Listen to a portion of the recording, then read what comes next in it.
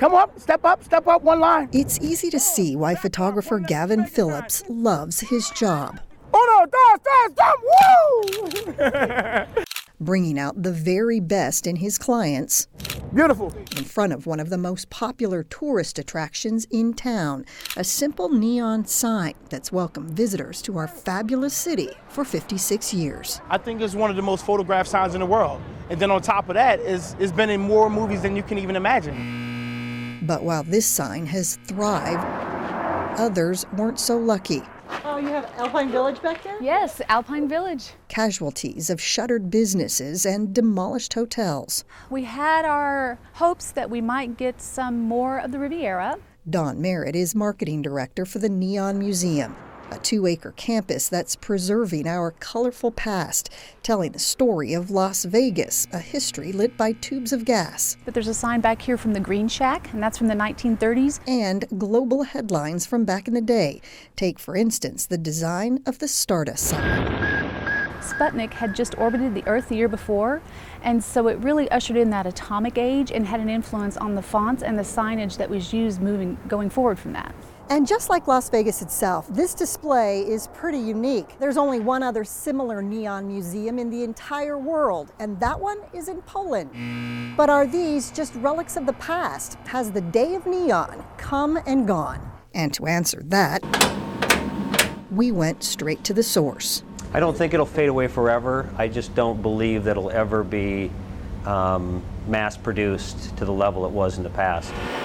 This is the hangar-sized workshop of Young Electric Sign Company, or Yesco. In business since the 1920s, Rick Julien is vice president of business development. It's outside of New York City. Las Vegas is known as the neon capital of the United States. Julien says neon was a significant piece of our signage landscape until the 1960s, when property owners opted for cheaper plastic signs. Then, in the 80s, there was a resurgence in neon. Now, its popularity dimming once again because of LED technology. It's gasless and can be brighter. LED lighting is, there's more flexibility. It's become more cost-effective. It's more robust, and it's cheaper to run. Still, classic examples of the past remain. Vegas Vic on Fremont Street, the El Sombrero on Main. And keeping the lights on, no easy task. We caught up with technicians from Yesco hundreds of feet in the air at Sunset Station, providing careful maintenance to these one-of-a-kind pieces of art. But another fan favorite is Steiner's Happy Shirt right there. Back at the museum, the El Portel movie theater sign lays on its side. Where they had manufactured weather, which is a fancy word for air conditioning, I think.